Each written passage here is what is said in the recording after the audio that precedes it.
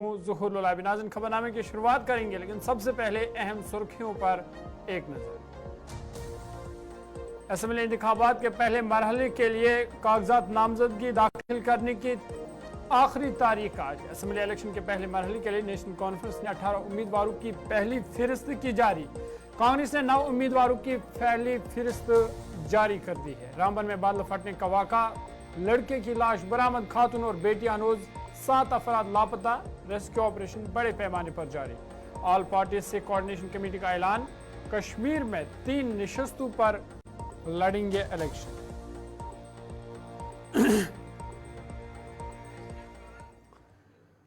सुर्खियों के बाद खबरें तफसीलात के साथ। सबसे पहले बड़े और अहम खबर को लेकर बात करेंगे जम्मू कश्मीर के इंतखाबात को लेकर, क्योंकि पर्चे नामजदगी दाखिल करने का आज आखिरी दिन है और इस वक्त जो है पर्चे नामजदगी दाखिल करने का सिलसिला जनूबी कश्मीर और फिर खिता चनाब और रामबन में इस वक्त जारी है और कई बड़े चेहरे हैं, चाहे वो नेशनल कॉन्फ्रेंस, पीडीपी, कांग्रेस या भारतीय जनता पार्टी के हो, वो इस वक्त पर्चे नामजदगी दाखिल करने के लिए पहुंच रहे हैं और अपना पर्चे नामजदगी दाखिल कर रहे हैं।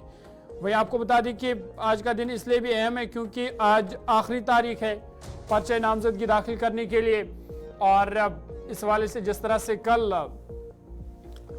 कांग्रेस पार्टी और नेशनल कॉन्फ्रेंस ने अपनी जो पहली फहरिस्त है वो जारी कर दी, उसके बाद अब आज जो है उम्मीदवार अपना पर्चा नामजदगी दाखिल करेंगे। ये पुलवामा की तस्वीरें आप देख रहे हैं, जहां पे आप देख सकते हैं पीपल्स डेमोक्रेटिक पार्टी के वर्करान अभी कुछ देर पहले पीपल्स डेमोक्रेटिक पार्टी के सीनियर लीडर वहीदुर्रहमान पर्रा उन्होंने पर्चे नामजदगी दाखिल किए।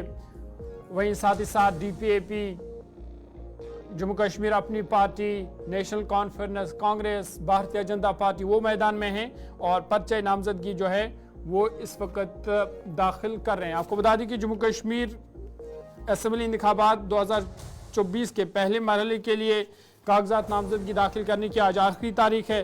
अनंतनाग में आज मुतअद्दिद सियासी रहनुमाओं की जानिब से पर्चा नामजदगी दाखिल की जाएगी, जिनमें साबिक वज़ीर आला और पीडीपी सदर महबूबा मुफ्ती की बेटी Iltija Mufti, all India Congress committee के general secretary Ghulam Ahmad Mir, PDP के अब्दुल गफ्फार सोफी, नेशनल कॉन्फ्रेंस के भी बड़े सीनियर लीडर है, भारतीय जनता पार्टी के भी सोफी मोहम्मद यूसुफ समेत रफीक अहमद वानी और पीपल्स डेमोक्रेटिक पार्टी के अब्दुर्रहमान वीरी, पीरजादा मोहम्मद सईद कांग्रेस पार्टी के, इन पर आज सबकी नजरें रहेंगी क्योंकि आज पर्चे नामजदगी वो दाखिल करेंगे। तकरीबन 43 उम्मीदवार है अनंतनाग से जो आज पर्चे नामजदगी दाखिल करने जा रहे हैं और जम्मू कश्मीर के 7 अजला में आज जो है पहले मरहले में वोटिंग होगी, जिनमें कश्मीर सूबे के 4 अजला है, पुलवामा है, अनंतनाग, शोपियां, कुलगाम और फिर थोड़ा आगे चले तो टनल के उस पार जो है रामबन, बानहाल, वहाँ पे पहले मरहले में वोटिंग होगी। उसके साथ साथ जम्मू खिते की जब हम बात करते हैं तो खिता चनाब खासकर डोडा किश्तवार वहाँ पे भी पहले मरहले में वोटिंग होनी है। उस वाले से आज पर्चे नामजदगी दाखिल करने का सिलसिला जारी है। पहले मरहले की जब हम बात करते हैं आपको बता दें कि 23 लाख से ज़्यादा वोटर्स है जो अपने हक के राय दही का इस्तेमाल करेंगे, जिनमें नौजवानों की भी एक खास तादाद है। 5 लाख से ज़ायद नौजवान हैं जो पहले मरहले में अपने हक के राय दही का इस्तेमाल करेंगे और इस हवाले से फ़िलहाल पर्चे नामजदगी का आज आखिरी दिन है और तमाम पार्टियाँ इस वक्त पर्चे नामजदगी दाखिल करने के मूड में हैं और सिलसिला जो है वो फ़िलहाल जारी है। पुलवामा से लेकर अनंतनाग से लेकर फिर शोपियां, कुलगाम, डोडा, किश्तवार और रामबन में इस वक्त पर्चा नामजदगी दाखिल की जा रही है।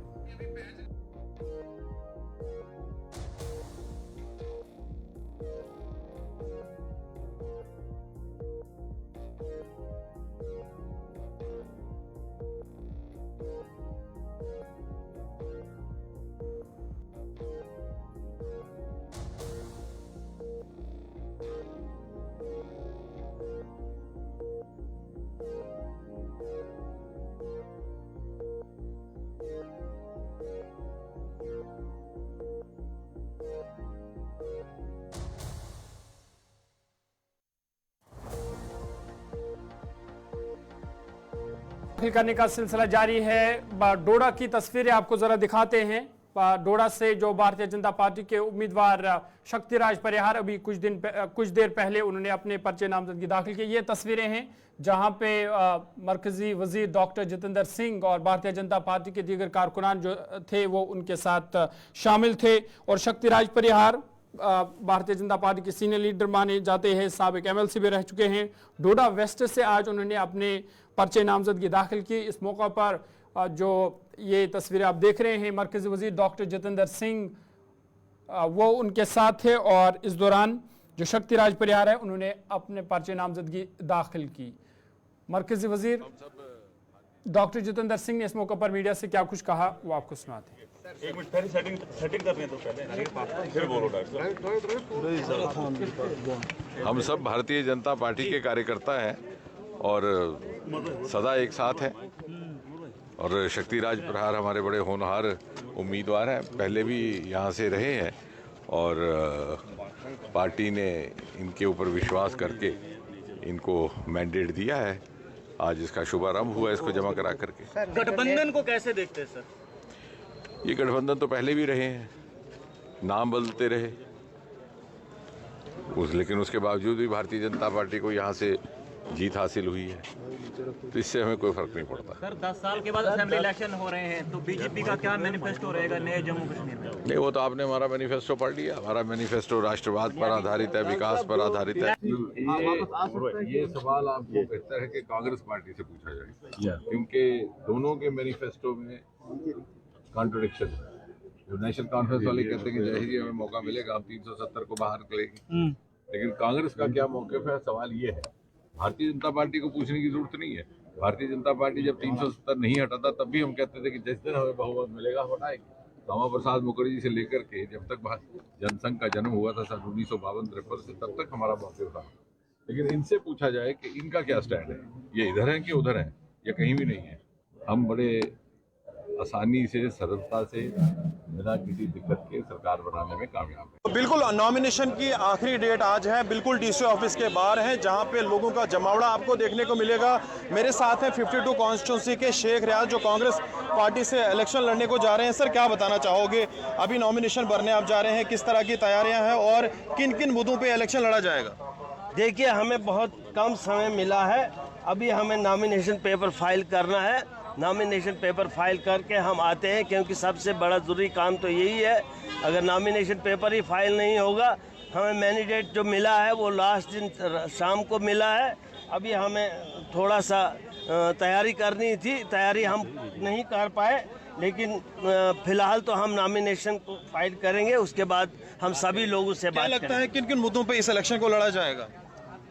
देखिए हमारे पास तो आपको पता है कि राहुल जी ने जो भी हमें बोला है, जैसे भी हमें आदेश मिले हैं, हम उन्हीं मुद्दों पे आपसे बात करेंगे, लेकिन नॉमिनेशन पेपर फाइल के बाद।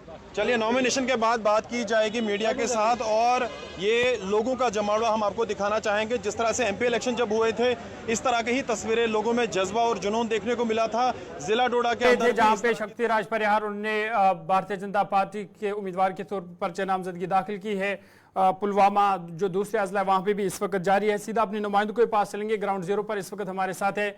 बहुत शुक्रिया। सबसे पहले फिदा आपके पास आना चाहूंगा, किस तरह की सरगर्मियां इस वक्त आप अनंतनाग में देख रहे हैं और कौन कौन से उम्मीदवार हैं जिन्होंने अभी तक पर्चे नामजदगी वहां पे दाखिल किया है? सबसे पहले मैं आपको बता दूं कि थोड़ी देर पहले उमर अब्दुल्ला पहुंच गए हैं और डॉक्टर दरक्षा अंद्राबी भी अपनी पार्टी उम्मीदवार के साथ।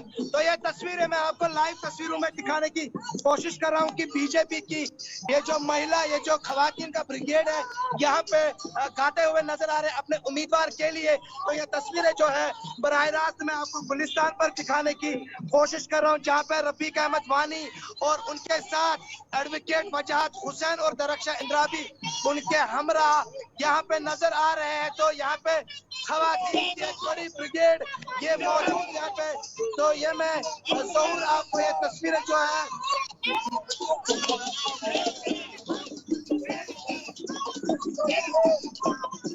बिल्कुल ये तस्वीरें आप अनंतनाग से देख रहे हैं, जहां पे पार्टी कारकुनों में जोश है, जज्बा है, मेला लगा हुआ है इस वक्त अनंतनाग में, क्योंकि पहले मरहले के लिए पर्चे नामजदगी दाखिल करने का सिलसिला जारी है। और ये भारतीय जनता पार्टी की ख्वातीन विंग है जो आप देख रहे नाच रहे हैं और अपने उम्मीदवार की हिमायत कर रहे हैं।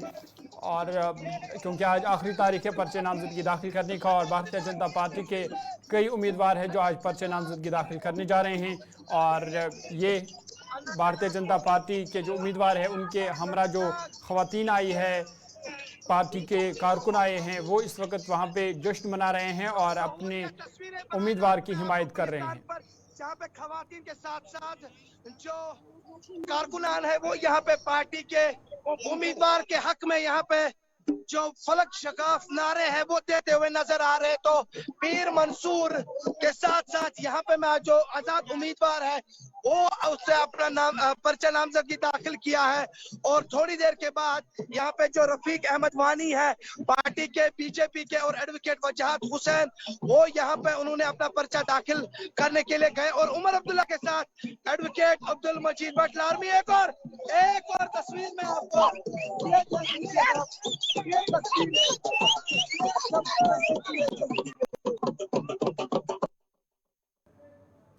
चलिए एक एक करके फिलहाल उम्मीदवार आ रहे हैं जो पर्चे नामजदगी दाखिल कर रहे हैं। कौसर हमारे साथ है त्राल से। कौसर, जरा अपडेट कीजिएगा, त्राल में किस तरह की सरगर्मियां इस वक्त चल रही है, किन उम्मीदवारों ने अभी तक पर्चे नामजदगी आज दाखिल किया है और अभी किन का इंतजार हो रहा है? जी बिल्कुल, आपको मैं बताना चाहूंगा इस वक्त में मौजूद हूँ एडीसी ऑफिस के बाहर, जो यहाँ पे अभी तक पीडीपी के उम्मीदवार रफीक अहमद नायक ने अभी अपना फार्म यहाँ पे भर दिया है। फिलहाल आप देख सकते हैं कि यहाँ पे अंदर वो एआईपी के डॉक्टर हरबंस सिंह भी अंदर है, तो बाहर मजीद भी जो कैंडिडेट्स है वो भी आ रहे हैं। तो कुल मिला के यहाँ पे तकरीबन 24 उम्मीदवारों ने फार्म हासिल किया है। अब ये देखने वाली बात होगी कि 3 बजे तक कितने भी कैंडिडेट्स वापस यहाँ पे फार्म भरने के लिए आएंगे। तो इसके साथ साथ अगर बता दूं कि यहाँ पे जो एडमिनिस्ट्रेशन ने जो इंतजाम किए थे वो जबरदस्त इंतजाम किए थे, जिसमें जो यहाँ पे उम्मीदवार है उन्होंने इंतजामिया का जबरदस्त शुक्रिया किया, क्योंकि उनका कहना था कि हर एक फैसिलिटी जो यहाँ पे रखी गई है, सिक्योरिटी भी जबरदस्त तैनात है किसी को, ताकि किसी राहगीर को कोई परेशानी का सामना ना हो। जी कौसर, क्योंकि जब हम त्राल की बात करते हैं तो कई आज़ाद उम्मीदवार हैं, और जिस तरह से जमात इस्लामी के उस हवाले से भी खबर आ रही थी कि जमात इस्लामी के कुछ अरकान हैं वो भी आज़ाद उम्मीदवार के तौर पर इंतखाबात में हिस्सा लेने जा रहे हैं, तो उनकी जानिब से कोई उम्मीदवार अभी तक आया है जिन्होंने पर्चे नामजदगी दाखिल किया? यहाँ पे 24 उम्मीदवारों ने फार्म हासिल किया है, लेकिन अभी जमाती इस्लामिया ने कोई भी किसी भी फर्द ने यहाँ पे फार्म हासिल नहीं किया है। तो जो 24 उम्मीदवार है उनका आज लास्ट डेट है। अब देखने वाली बात ये होगी कि 3 बजे तक कितने उम्मीदवार फार्म भर सकते हैं, तो वो आने वाले टाइम में पता चलेगा। चलिए कौसर, आप इस सरगर्मी पर नजर बनाए रखिएगा, दोबारा आपसे ज्वाइन करेंगे। फिलहाल जो है नामजदगी दाखिल करने का सिलसिला जारी है। खिता चिनाब जरा चलते हैं जहां से अजय शान हमारे साथ है। अजय, बहुत शुक्रिया ज्वाइन करने के लिए। अपडेट कीजिएगा किश्तवाड़ में इस वक्त किस तरह की सरगर्मियां चल रही है और कितने उम्मीदवारों ने अभी तक पर्चे नामजदगी दाखिल किया? आपको बता दें कि खिता चिनाब से लेकर जनूबी कश्मीर और जनूबी कश्मीर से लेकर रामबन तक इस वक्त सियासी माहौल गर्म है, क्योंकि आज पर्चे नामजदगी दाखिल करने का सिलसिला जारी है और एक एक करके उम्मीदवार अब आ रहे हैं जो पर्चे नामजदगी आज दाखिल करेंगे। और जिस तरह से हमारे नुमाइंदे बता रहे थे कि कुछ देर बाद उमर अब्दुल्ला भी वहां अनंतनाग पहुंचेंगे, जहां अपने उम्मीदवारों के साथ वो होंगे जिन उम्मीदवारों को आज पर्चा नामजदगी दाखिल करना है। उसके साथ साथ पीपल्स डेमोक्रेटिक पार्टी के सदर महबूबा मुफ्ती भी वहाँ पहुँचेंगी, जो क्योंकि उनकी बेटी इल्तिजा मुफ्ती वो आज पर्चे नामजदगी दाखिल करने जा रहे हैं। लेकिन किश्तवाड़ चलेंगे, अजय हमारे साथ है। अजय, अपडेट कीजिएगा किस तरह की सरगर्मियां इस वक्त वहां पे चल रही है और किन किन लीडरों ने अभी तक पर्चे नामजदगी दाखिल किया है? एक्सपेक्टेड था कि आज मेगा मैराथन होने वाला है, क्योंकि किसी भी कैंडिडेट ने नॉमिनेशन फाइल नहीं किया था। आज आखिरी तारीख है। अभी तक जीएम सुरुडी, साबका मिनिस्टर सजाद किशोर, साबका minister Sunil Sharma, DDC chairperson Pooja Thakur, BJP candidate Shagun Parihar और तारकिन जो कि इंद्रवाल से कैंडिडेट हैं, उसके साथ साथ ही अभी जो कांग्रेस के इंद्रवाल से कैंडिडेट है वो यहाँ पर पहुंचे हैं। उसके साथ ही कुछ इंडिपेंडेंट्स ने अपने नॉमिनेशन फाइल किए हैं। वो प्रक्रिया अंदर जो कंसर्न आरओज हैं उनके पास चल रही है, लेकिन कहीं ना कहीं जो चुनाव का जो असर था वो अब देखने को मिल रहा है। गहमा गहमी बढ़ गई है। कुछ लोग तो शांतिपूर्वक पहुंचे हैं, कुछ रैली करके यहाँ पर पहुंचे हैं अपने समर्थकों के साथ। तो कहीं ना कहीं जो पारा है अब बढ़ता हुआ नजर आ रहा है। जी जरूर। तो जेएम सुरूरी की आपने बात की, तो जेएम सुरूरी क्या आजाद उम्मीदवार के तौर पर इस बार असेंबली इंतखाबात लड़ रहे हैं? जी बिल्कुल, ये इंदरवाल में कुछ डेवलपमेंट्स हुई हैं जो देखने को यहाँ पर भी मिली है कि जेएम सुरूरी इंडिपेंडेंट कैंडिडेट लड़ रहे हैं। डीपीएपी की मैंडेट उनको नहीं मिली है और आज वो एज इंडिपेंडेंट उन्होंने नॉमिनेशन फाइल किया। जब उनसे बात हुई, उनका ये कहना था कि जो मुझे लोगों ने कहा है वही कदम मैंने उठाया है। चलिए, बहुत शुक्रिया तफसीलात फराम करने के लिए। आप नजर बनाए रखिएगा। अजय शान तफसीलात फराम कर रहे थे और बता रहे थे कि जो पर्चे नामजदगी दाखिल करने का सिलसिला है वो जारी है और जेएम सुरूरी समेत कई जो सीनियर लीडर है दीगर पार्टियों के, उन्होंने पर्चे नामजदगी जो है वो दाखिल किया है।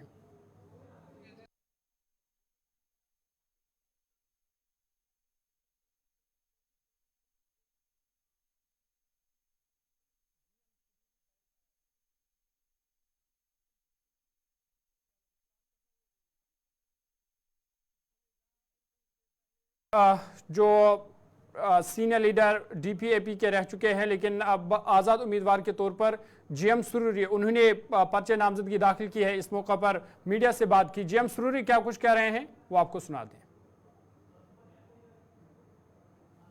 48 इंदरवाल से इंडिपेंडेंट कैंडिडेट फार्म भरा है। इंशाल्लाह हम खिदमत खलक के लिए पिछले 3 साल से काम कर रहे हैं और आइंदा भी करेंगे।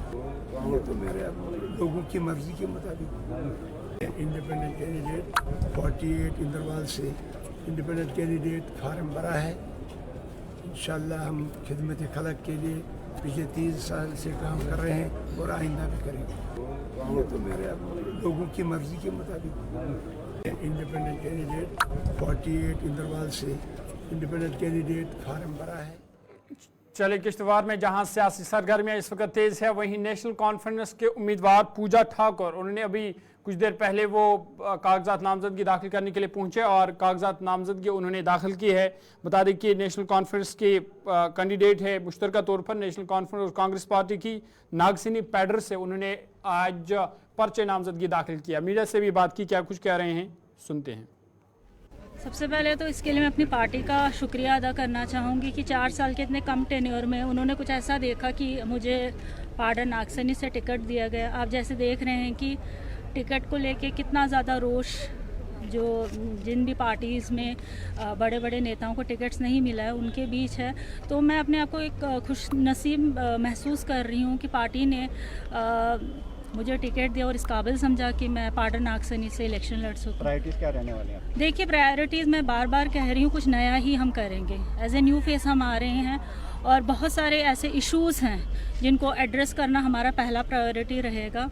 और जैसे जैसे हम अपने मिशन में आगे बढ़ते रहेंगे, हमारी प्रायोरिटीज़ जो हैं वो कम होती जाएंगी, क्योंकि हम हर एक चीज़ पे जो है काम करेंगे। आपका कंटेस्ट जो है वो सुनील शर्मा के साथ है, जो पावरफुल कैंडिडेट माने जा रहे हैं। देखिए, मैंने आपसे कल भी जैसे कहा था, ऑपोजिशन जितनी भी मजबूत हो, कभी ये नहीं समझना चाहिए कि हम उनसे कम है। ठीक है, हम न्यू फेसेस हैं, बट लोग जो हैं आज कैंडिडेट को देख के वोट करते हैं, उसमें कितना पोटेंशियल है, कैलिबर है, क्या वो कर सकता है, हमारे लिए नहीं कर सकता।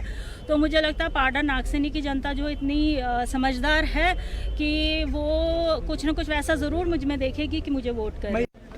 चलिए, पर्चे नामजदगी दाखिल करने का सिलसिला जहां जारी है, हमारे नुमाइंदे भी हमारे साथ है। पुलवामा आपको ले चलेंगे जहां से आदिल शाहनवाज इस वक्त हमारे साथ ज्वाइन कर चुके हैं। आदिल, बहुत शुक्रिया ज्वाइन करने के लिए। अपडेट कीजिएगा, आज आखिरी तारीख है, अभी तक किन उम्मीदवारों ने पर्चे नामजदगी दाखिल किया और अभी कुछ देर पहले जो पीडीपी के सीनियर लीडर वहीदुर रहमान पर्रा, उन्होंने पर्चे नामजदगी दाखिल की। अभी किन का इंतजार अभी हो रहा है कि उन्हें भी आज पर्चे नामजदगी दाखिल करना है? आज आखिरी दिन है जो नॉमिनेशन फाइल करने का, तो इसके साथ साथ पुलवामा और जो राजपुरा इंतखाबी नशस्त है, यहाँ पे भी जो सिलसिला है बदस्तूर जारी है। फिलहाल जो पीडीपी के सीनियर लीडर हैं और नामजद उम्मीदवार पुलवामा कॉन्स्टिट्यूएंसी के वहीद रमापरा, उन्होंने यहाँ पे जो है नॉमिनेशन फाइल की है। और साथ ही में जो मोहम्मद खलील बंद है, जो साबिका एमएलए भी रहे हैं पुलवामा के, उन्होंने भी जो है नॉमिनेशन फाइल की है। तो अब इंतजार है, जो चाहे वो इंडिपेंडेंट कैंडिडेट हो या राजपुरा कॉन्स्टिट्यूएंसी के जो नेशनल कॉन्फ्रेंस कैंडिडेट है गुलाम मोहिउद्दीन मीर, उनका जो है नॉमिनेशन है वो बाकी है। साथ साथ कई ऐसे सारे इंडिपेंडेंट उम्मीदवार के साथ साथ जो जमात इस्लामी के साथ ताल्लुक रखने वाले 2 उम्मीदवार है राजपुरा इंतखाबी हल्के से, उनका भी नॉमिनेशन होना बाकी है। तो अगर हम ये कहेंगे कि लगभग अभी 20 से 25 ऐसे जो उम्मीदवार है जिनका अभी नॉमिनेशन फाइल करना बाकी है। तो गहमा गहमी अगर हम कहेंगे तो काफ़ी अरसे के बाद, यानी 10 साल के बाद इस तरह की जो गहमे गहमी है असेंबली इलेक्शंस को लेकर पुलवामा के अंदर, अगर आप तस्वीरें में भी दिखाएंगे तो काफ़ी गहमा गहमी है। खासकर जो पीडीपी और नेशनल कॉन्फ्रेंस का खेमा है, इस पे काफी गहमा गहमी है और सियासी तौर काफी गर्म रहा है आज सुबह से ही, क्योंकि कई सारे इंडिपेंडेंट कैंडिडेट से लेकर कई सारे पार्टियों के कैंडिडेट जो है यहाँ पे नॉमिनेशन के लिए आए हैं। और ये नेशनल कॉन्फ्रेंस का दफ्तर है, जहाँ पे कुछ देर बाद जो नेशनल कॉन्फ्रेंस के सरपरस्त है फारूक अब्दुल्ला साहब, वो भी यहाँ पे आने वाले हैं और अपने जो कैंडिडेट्स है इनका सपोर्ट यहाँ पे ये करने वाले हैं। जी ज़हूर, नजर बनाए रखिएगा, कुछ देर बाद डॉक्टर फारूक भी वहां पहुंचेंगे, उस वक्त भी आपसे तफसीलात लेंगे। फिलहाल पर्चे नामजदगी दाखिल करने का सिलसिला जारी है। इधर जनूबी कश्मीर के कोकरनाग में भी जो है उम्मीदवार पहुंच रहे हैं, जहां पे वो अपना पर्चे नामजदगी दाखिल कर रहे हैं और वहां पे तमाम जो पार्टी लीडरान या पार्टी कारकुन है उनकी भीड़ भी देखी जा रही है। कुछ देर पहले हमारे नुमाइंदे पीर मुजफ्फर वहां से तफसीलात फराम कर रही थी। क्या कुछ कह रहे हैं, उनकी बात सुनाते हैं। क्या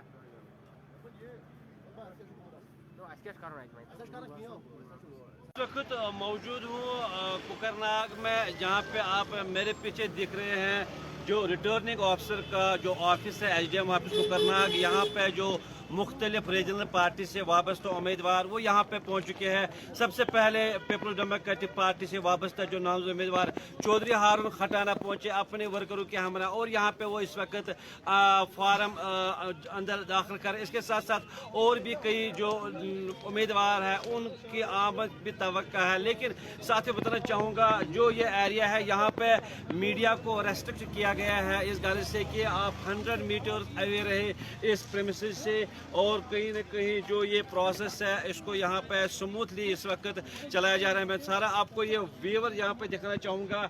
यहाँ पे सिक्योरिटी के कड़े इंतजाम किए गए हैं। वही जो वर्कर्स हैं उनसे भी यही कहा गया है कि वो यहाँ पे स्मूथली जो ये काम है इसको हमें यहाँ पे करने दे। और जो आप यहाँ पे बैरिकेड्स भी देख रहे हैं, खारदार तार बिछाई गई है और जो सिविल यानी कि आम लोगों की मूवमेंट वो यहाँ पे रिस्ट्रिक्ट की गई है। थोड़ा मैं यहाँ पे दिखाना चाहूँगा, ये एरिया आप जो देख रहे हैं यहाँ पे मुख्तलिफ पार्टियों से वाबस्ता जो वर्करान है वो यहाँ पे पहुँचे हैं। कुल मिलाकर जो एसटी कोकरनाग का जो ये इलेक्शन दंगल है काफ़ी दिलचस्प होगा।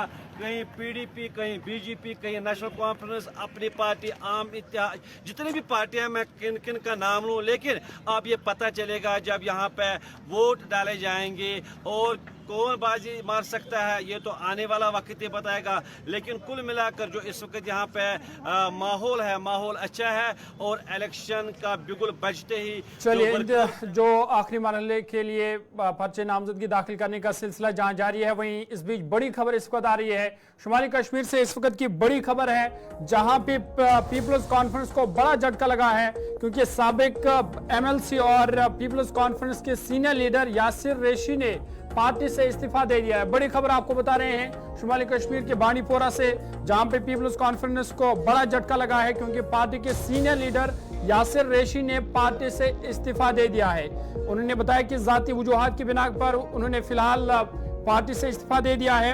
इस पर मजीद बातचीत करेंगे। गुलिस्तानी नुमाइंदा जहूर हमारे साथ है। जहूर, अपडेट कीजिएगा। बड़ा झटका पीपल्स कॉन्फ्रेंस के लिए, पार्टी के सीनियर लीडर ने इस्तीफा दिया है।